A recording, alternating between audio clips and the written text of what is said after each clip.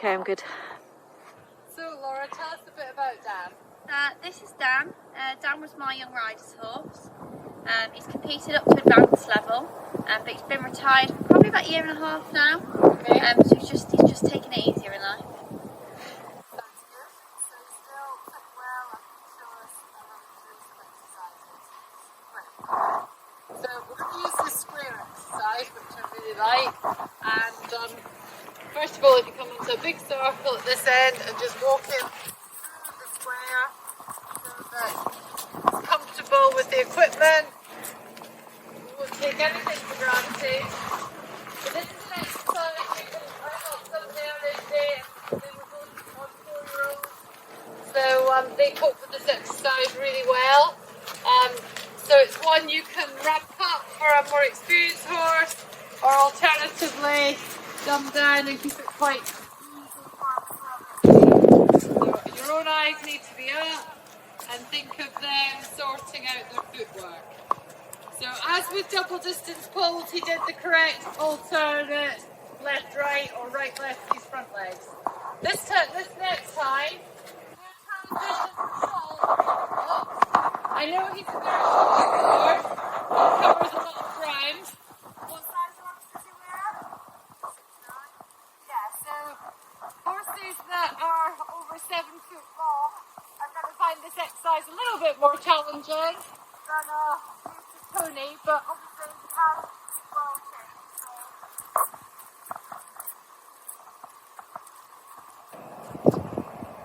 So the immobility for at least 4 seconds, and as you move off, training yourself to look ahead and let him work on his proprioception, which is that hoof-brain coordination, and being able to organise his footwork. Really good for old horses, developing that range of mobility, and for the young ones, their coordination. Okay, pop him into trot, and the same thing, just trot through it, make sure he's comfortable and happy.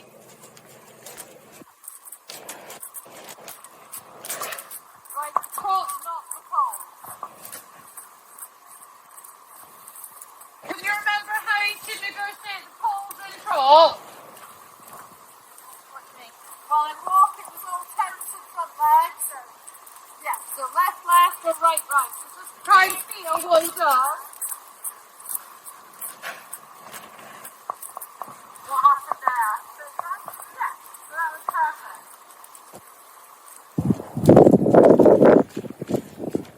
This time, make a halt transition in there.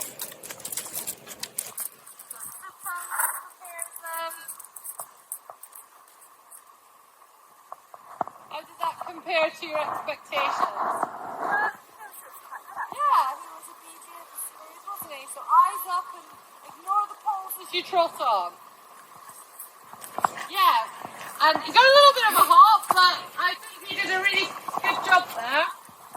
Just go off and we'll change the rein. For him, change the rein on the track with a half turn on the forehand.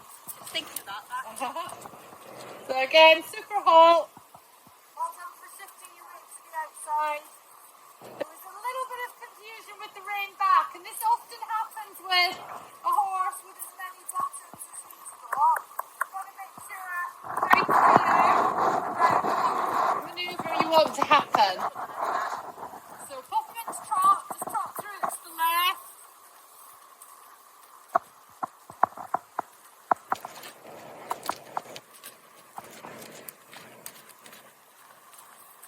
Which leg left? Outwards? Yeah, so there's a little bit of a theme going on. It often tells you which your horse's preferred leaders when you realise they've got a favourite. One more time trotting. Ah, that was interesting. What happened there? So I let him drift around the corner. Okay. And I wasn't very good at the first ride. So he went in left, and because he drifted, he then swapped to the right. And now he's back to his favourite. If he does go in left, we need to try and get him to go out to the left as well. So that you really chipping away at his skill set and keeping him supple and active. Yeah, he loves that right stick. Okay, this time introduce the whole transition in the square. Keep remembering, as you did previously, about your hands being a pair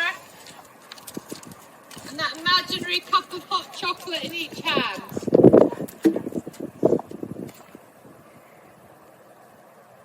He's just resting his inside hind, so gently bouncing might just help him put the weight on it. I'll tell you when he's done it. You hopefully will be able to feel it. Oh, yeah, well he's taken the weight onto it, but he's had to adjust himself to achieve that. Okay, eyes up, hands up, and trot on.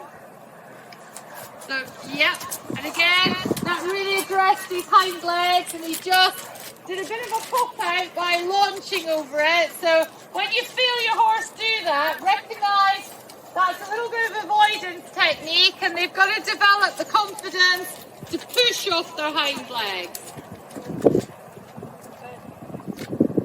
Again, he's resting that inside hind. Now he's not, but he's drifted right to put the weight on it, hasn't he? And then left thumb on top and into trot. Eyes up, just ease him into trot. That was better because he actually stepped off into trot. So older horses that have a bit of wear and tear often compensate and try to find a way to make themselves comfortable. That's possibly a little bit what's going on there. Yeah. I've worked really hard on stopping him hopping into trot. He does it a lot. Right. Okay, let's progress on. You're going to trot in and pick up canter. Same rein or other rein? Go back up to the right rein.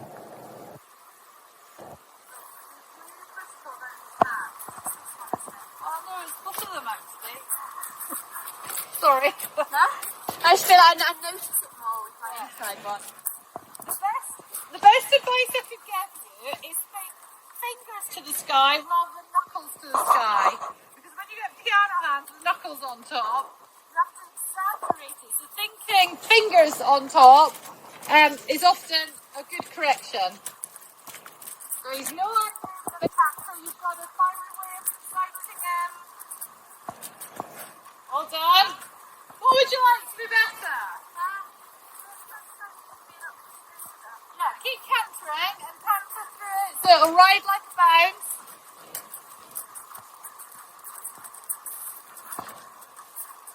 Well done. Now ride back to trot. And again, being an older horse, having had a canter now, it's probably lovely to trot. Well done. You'll probably find the transition a little bit easier now you've broken up those dormant muscles. A little bit muddle.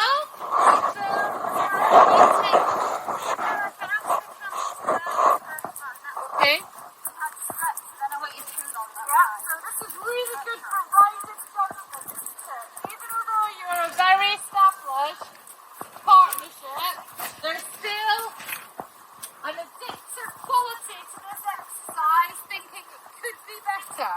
We could do this even better. Ignore the poles, ride the accuracy. Well done.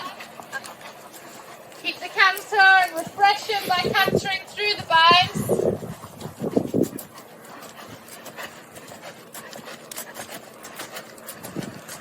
Remember, your seat governs the length of stride. So if you feel you're a bit off it, you've got the ability to push with your seat to get a little bit more ground cover.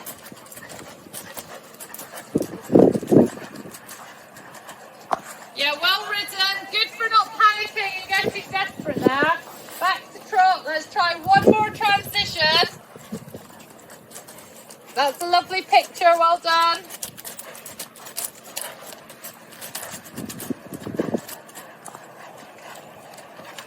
He's not off my leg enough. I'm putting my leg on. He's not jumping for 3 seconds. What I'm seeing is that he's so aware of the poles. He's almost having to process the poles. He's secondary thinking about you. Yes, well done. So that's really making him have to multitask. Yeah.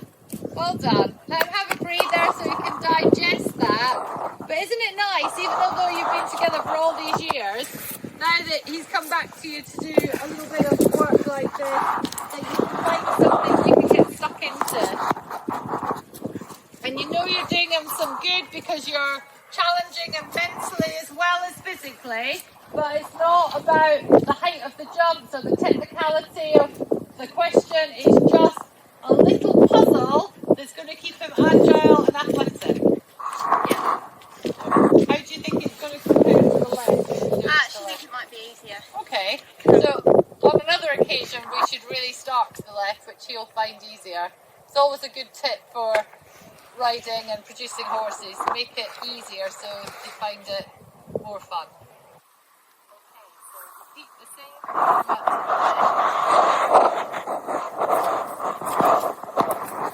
How many times do you keep doing is personal to your situation, how fit your horse is, and what you want to achieve?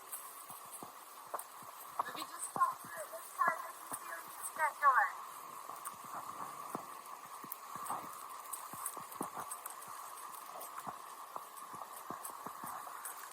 Glance down at your hands, make sure you're happy they're as pair, the width of the bit apart.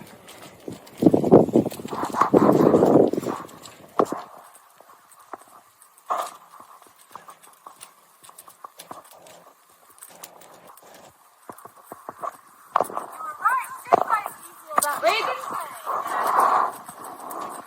So keep the canter through the bounce.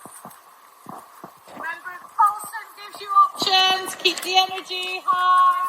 Super, well done.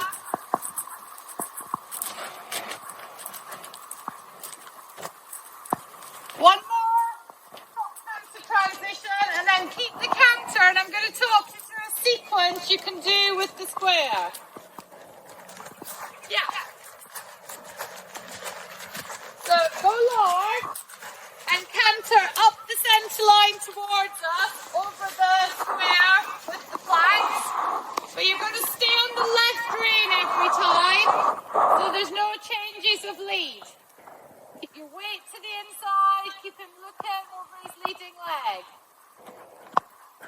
Cracking left, and then you're going to go back across the middle as though you were going from A to B. Tracking left.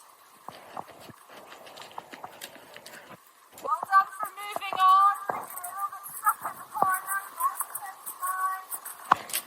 And this is great for testing control, obedience, their fitness. And finally, your fourth line back across. Super, well done. Forward trot, have a breather.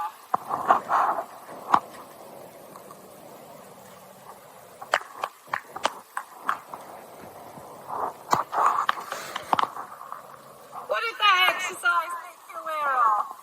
It feels very natural, to me, feels very manoeuvrable. It's one of these ridiculously simple exercises. Again, done well. It's like the 5 transitions to canter. Done well, it's simple, easy. What you're trying to avoid is trot. So it's a canter exercise, no trotting. Or perhaps them doing a flying change or going disunited. You're trying to make it look very very harmonious. So you're doing it as a partnership. Let's compare it to the right now.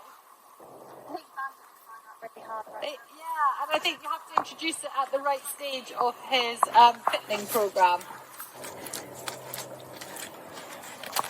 So when you're practicing this, remember the straight line is often the hardest because the turn across the middle really lends itself to them being more supported with the inside hind leg.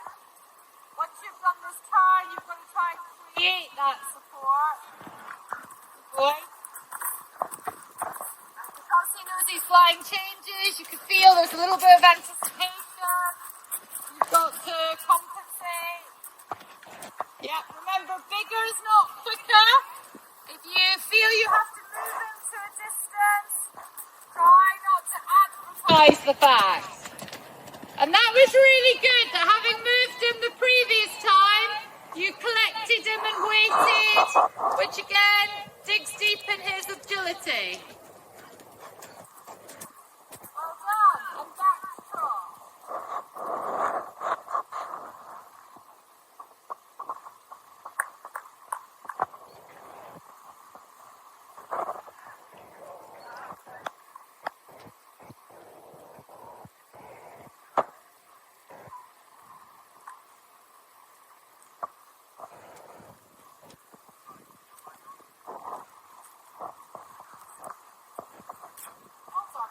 That was really good work from Dan. He was happy and comfortable. So, really nice way to keep an old horse interesting. Also a brilliant exercise for all horses. And perhaps if your youngster isn't ready to do it in canter, sowing the seeds of exercise with the walk or the trot transitions and the halts perfectly good to get them tuned in and understanding what's wanted. Yeah. Any questions?